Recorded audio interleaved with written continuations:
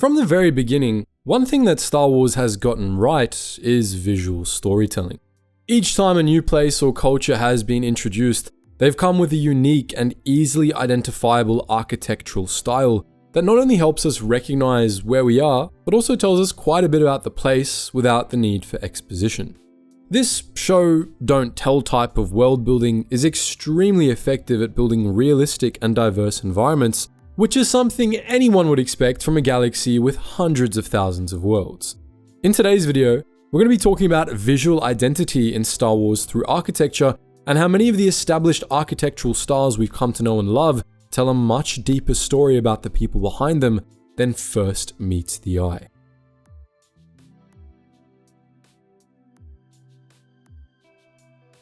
But of course, that raises the question, what is visual identity?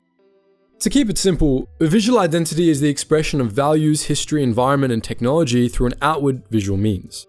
For example, if a character is shown on screen wearing a loincloth, tribal fetishes and tattoos, and carrying a spear, that visually conveys to the viewer that this character likely comes from a more primitive background with limited materials and technology at their disposal. In today's video, however, we're going to be looking at visual identity through architecture and focusing on how the unique way Star Wars builds environments clearly conveys each culture's values, technology, and so on. It's through their architecture that we can instantly recognize new locations. For example, if we showed you this image, you'd immediately be able to recognize them as a Tatooine home and some Coruscanti district. That's because these places have such a strong visual identity that we're able to recognize them even when shown a random building on that planet. There are many factors that shape a place's visual identity, forming its signature architectural style. It's important to look at the materials used to construct their buildings, like wood, stone, or metal, as well as any specialized construction techniques or methods designed to respond to the local climate. There may be symbolic forms integrated into a building that communicate social hierarchies, beliefs, or political power. Also important to consider are the shape of the buildings, any ornamentation or lack thereof, and their spatial organization. When these features remain reliably consistent, they lead to the development of a recognizable architectural style that observers can identify easily. Like we said earlier, there are thousands of examples across the galaxy. For the purposes of this video, we've selected a few that are particularly well established and effective at visually representing the culture that define them. Each time, we'll be doing our best to define what makes each instance of visual identity so clear and how we've interpreted it.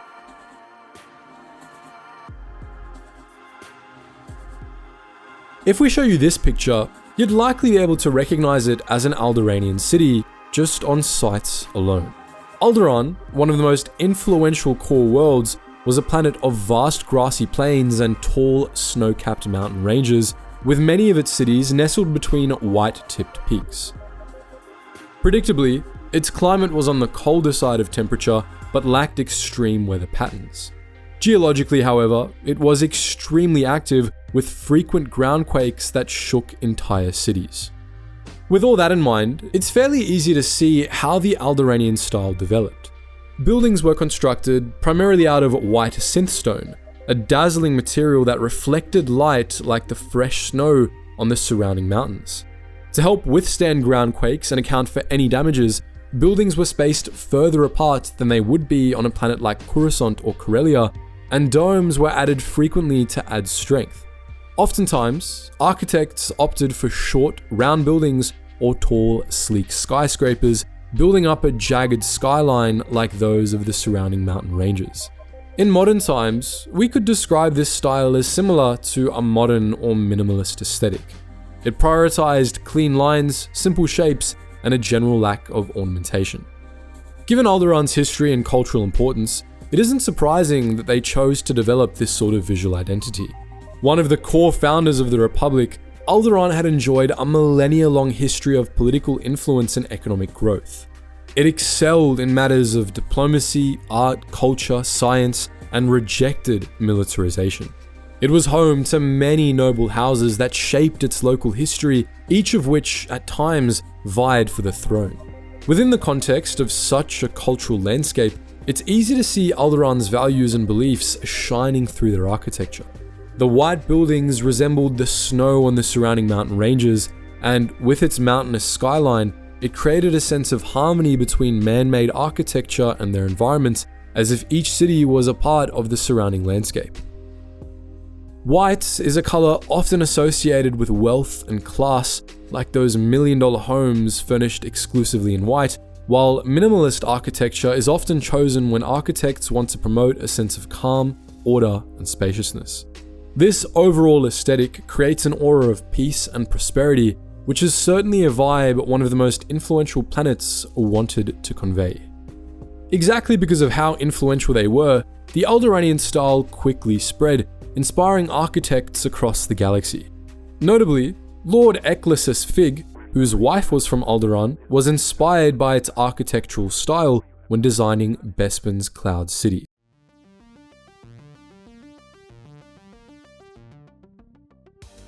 Similar to Alderaan was Naboo, another world well known for its commerce and strong political influence. To better understand Naboo's visual identity, first we have to examine its geography, history, and culture. Geographically speaking, Naboo was a lush world rich in waterways. The planet sported rolling green plains and forests that rose around and above myriads of waterways. Countless rivers meandered across its surface, all leading to the planet's oceans and fed by the vast underwater network of tunnels. Overall, the land was extremely fertile, which offered significant opportunities for economic growth. Despite its prosperity by the time of the Separatist crisis, Naboo had known much darker times. In the distant past, it was home to only one sentient species, the Gungans, who made their home along the waterways of the world. Around 4000 BBY, a group of human settlers arrived on the planet, going to war with the native Gungans. To end the conflict, the two species decided to separate and live apart, but this didn't usher in an era of peace. The Gungans were soon embroiled in a brutal tribal war, while the humans descended into infighting that caused great suffering. A leader eventually emerged to end the conflicts and bring about the Great Time of Peace, which is where we see the emergence of the classical Naboo style of architecture. In the modern era, Naboo was a world famous for its rich culture and influence. Some of this was political, as it held great sway in the Republic Senate, but the rest was cultural. Naboo had become a hub for the arts and sciences, with many great museums and academies located across the planet, such as Theed's Royal Academy. It was a world that wasn't just well off financially, but thriving as a cosmopolitan society. Within that context, let's examine the architectural style that developed on the planet after the times of suffering, known as the classical Naboo style. After the time of suffering, the humans rebuilt, using locally quarried stone and marble to construct their many buildings. These beige buildings were then topped with domes of blue-green and decorated with porticos, columns, arches, and many terraced courtyards. Many of its cities were built along rivers. The best example of this style was seen in the capital city of Theed, where the Theed Royal Palace, the Theed University, and other important buildings embodied this visual identity perfectly.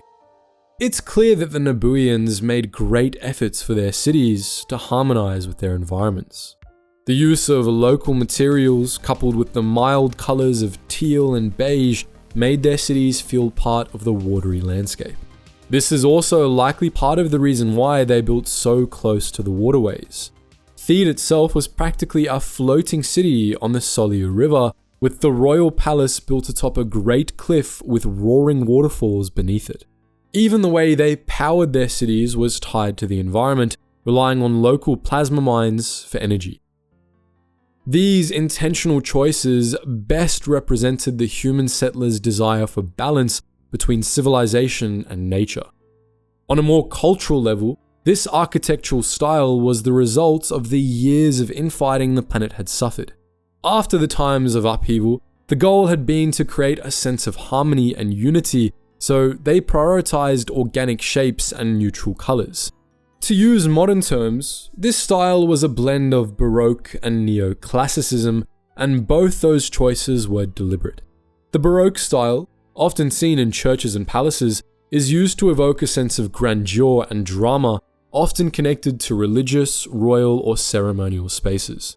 Elements of this style that we see on Naboo included their dramatic domes and curves, the tall stairways, the detailed ornamentation on the buildings, and their many frescoes. Neoclassicism, on the other hand, is often used to convey a sense of order and civic virtue, often seen in government buildings, universities, and other public institutions. Elements of this style that could be found on Naboo were the use of stone and clean lines in building design, the symmetry of their buildings, and the heavy use of columns and pediments. In short, Naboo's visual identity was intended to portray the planet as a central hub for culture, art, and democracy, which are the three things it valued above all else. The many Nabooian monarchs across the ages added to Baroque projects like the Theed Royal Palace and erected grandiose monuments, while the intellectuals built academies and museums. Walking through the streets of Theed, the goal was to feel overcome by awe and inspired by the world's power. But as we already mentioned, the humans weren't the only civilizations on Naboo. Stepping away from the haughty towers of Theed, let's instead retreat underwater to the homes of the Gungans, who had been native to the world long before the humans arrived.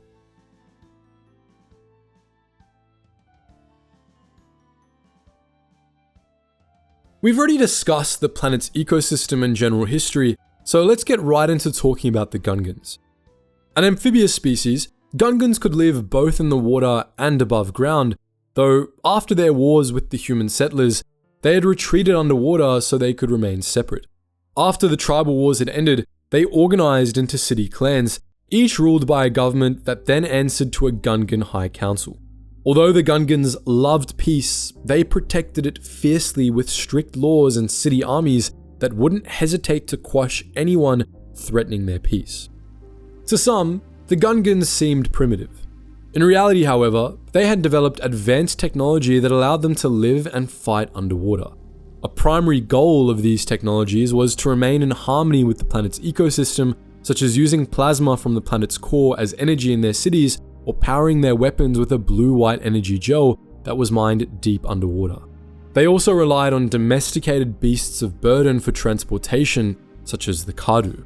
More importantly, however, they had mastered energy field technology, and this is what was most vital to their underwater cities. Deep underwater, the Gungans deployed hydrostatic fields that created bubbles, pockets of breathable atmosphere that housed their city buildings. Within these bubbles, they grew their simple structures out of plasma and bubble wort extract, which then received heavy ornamentation. Other flourishes that could be seen on their buildings were the various artistic structures and organic lines they built into their designs, which made their architecture look very fluid and non-rectilinear. We can use Otoh-Gunga as an example, a large Gungan city built under Lake Paonga. Its bubble buildings, glowing with gentle organic lights, were anchored to the lake bed with stone pillars. As we mentioned, they chose organic designs for their buildings, modeling them after things like fish, underwater plants, air bubbles, and fish eggs. Both Alderaan and the human Nabooians tried to create harmony with their environments, but the Gungans took it to an entirely new level. The organic materials they used to grow their buildings and the natural shapes they gave them were chosen so that all Gungan cities felt a part of their underwater world. Everything from their artistic choices and technology reflected the natural world around them, and that reflected their societal values as they prized harmony, balance, and peace above all else.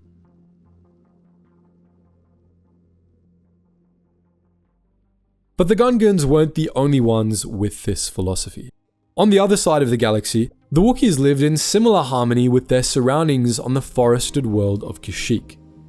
To understand the Wookiees, you have to first understand their homeworld. As most of you probably know already, Kashyyyk was a world covered in shallow oceans and swamps, and what wasn't water was covered in dense forest with just a few mountain ranges. The main species of tree was known as the roshir, and in the deep forests of the planet, they grew unfathomably tall and girthy, able to support entire cities in their canopies. This is where Wookiee civilization first began, kilometers above the sunless floor in the canopy of the trees. And life on Kashyyyk was never easy. Deadly predators infested the lower levels, but even on the highest ones where the Wookiees made their home, there was always danger.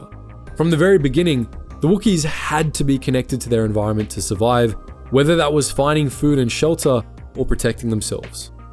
Much like the Gungans, their technology might have seemed primitive, but this was out of a lack of need rather than a lack of ability. Using local materials, they blended modern technology and ancient handcrafts, creating a multitude of unique tools such as bowcasters and even ships made of Roshir wood powered by fuel made from refined Roshir sap. This same philosophy was applied to their architecture. Wookiee cities were built in the tangle of branches high up in the forest canopy where light was plentiful and the branches thick enough to support large wooden platforms. On these platforms, they would build domed huts made of wood, decorated with handmade carvings and other artistic touches. One such example was Wookraro, the capital city of Kashyyyk, which sprawled across the canopy of multiple trees. Throughout the ages, many different architectural styles developed on the planet. One of them was known as Kroral, and its main feature were the domes used to roof buildings.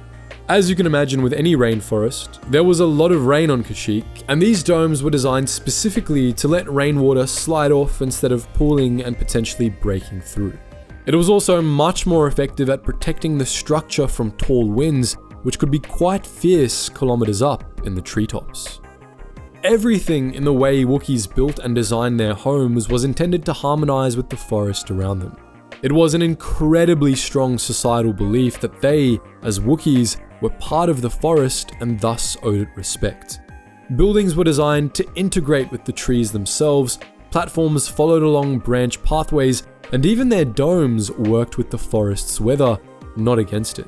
It was also the reason why Wookiees were so against urbanization, content with their semi-primitive tribal lifestyle that allowed them to feel closest to nature and to their ancestors.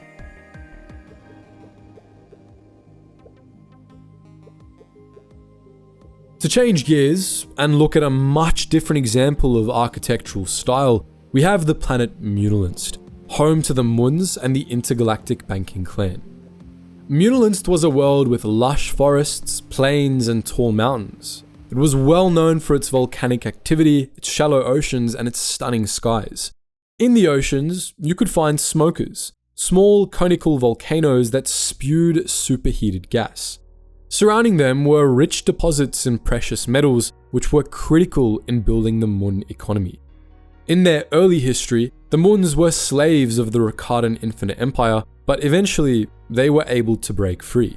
Soon after, they arrived and settled on Muunilist, which originated as a farming and fishing-based economy. Once interstellar travel took off, however, the precious metal reserves in Muunilist oceans skyrocketed in value, and the Mun's economy took off alongside it.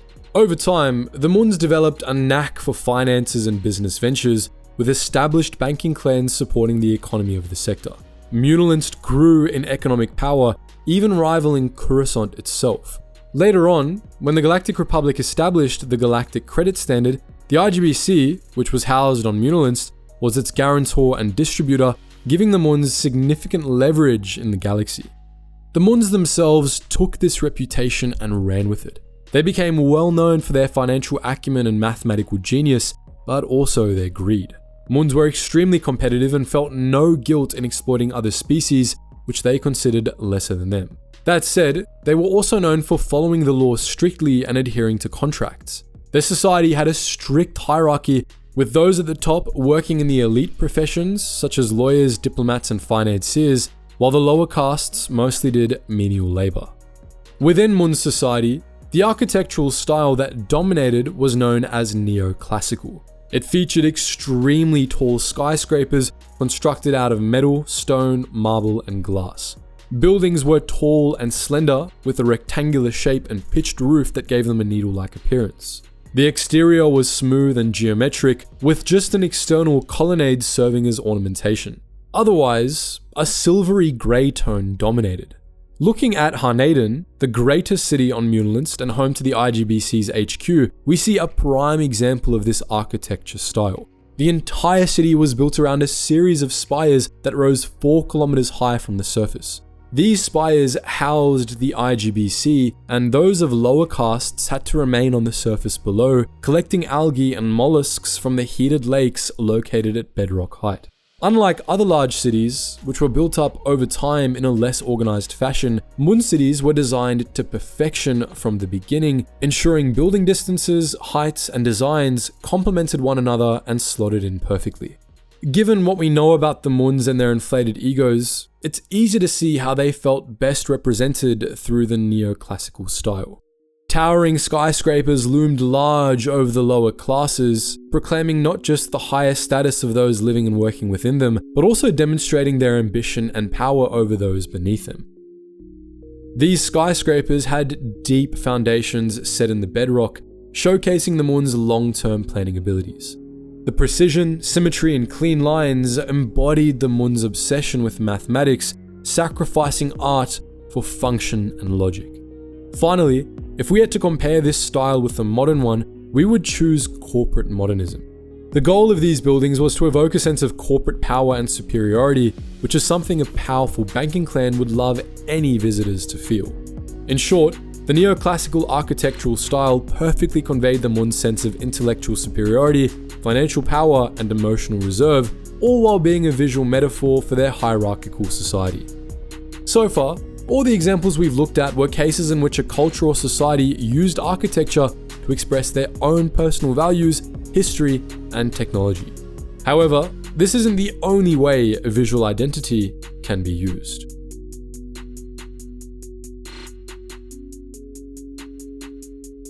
More than simply representing a culture, visual identity can be used as a political weapon to create fear, which is precisely how the Galactic Empire used it. We've spent years talking about the gradual deterioration of the Galactic Republic's democracy and freedoms, and how that led to the toppling of the Republic and the rise of the Galactic Empire, a totalitarian regime that sought to rigidly control the entire galaxy with fear and military might. If you've ever seen a Star Wars show that takes place post-original trilogy, you're well familiar with the Empire's MO, its war crimes, and of course, its architecture. The best way to describe the Imperial architecture style is with the label of brutalism. Imperial buildings were built to massive scale, imposing monolithic rectangles with sharp angles, exposed structural elements, and very minimal ornamentation. All visible surfaces were made of cold, reflective metal or grey and black stone, and the priority was mass over beauty. In short, Imperial buildings were designed to be as large and imposing as possible. They lacked any decorative features, such as ornate columns or frescoes, but they all boasted one thing: the emblem of the Empire, either embossed onto walls or on crimson banners. You can see this aesthetic in buildings such as the Imperial Palace on Coruscant or in the many bureaucratic buildings shown in Andor. In the real world, brutalism was originally intended to demonstrate social progress that led to equality for all. Brutalist buildings were intended to prioritize function over form, thus not spending resources on features perceived as useless, such as ornamentation. They were supposed to convey a sense of strength and solidity that society could depend on. Most real-world examples failed this purpose, usually in more than one way, but that doesn't change their original intent. The Galactic Empire, however, took this concept and completely subverted it. Instead of equality, the brutalist aesthetic was used to embody total state control, which is usually what happens anyway. What's left is only a cold starkness that's meant to make its citizens feel small and powerless. In the context of visual identity, we could say that, instead of reflecting society's values and beliefs, Imperial brutalism was designed to forcibly impose the new regime's values on their citizens. The harsh lines and large scale were meant to instill fear, to make the Empire seem all-powerful and ever-present. Order through oppression was the Empire's motto, and through architecture, it sought to create an urban world where its citizens and skyline were oppressed by these looming behemoths that seemed to embody the Empire's absolute control and authority. Anyways, there are too many examples of architecture styles to go over all of them, but we hope you enjoy this exploration of how Star Wars uses visual identity and architecture to storytell. As always, we've enjoyed delving deeper into a bit of world building often overlooked, but this is just one facet of many. What obscure Star Wars question do you want answered next? Feel free to let us know in the comments section below, and as always guys,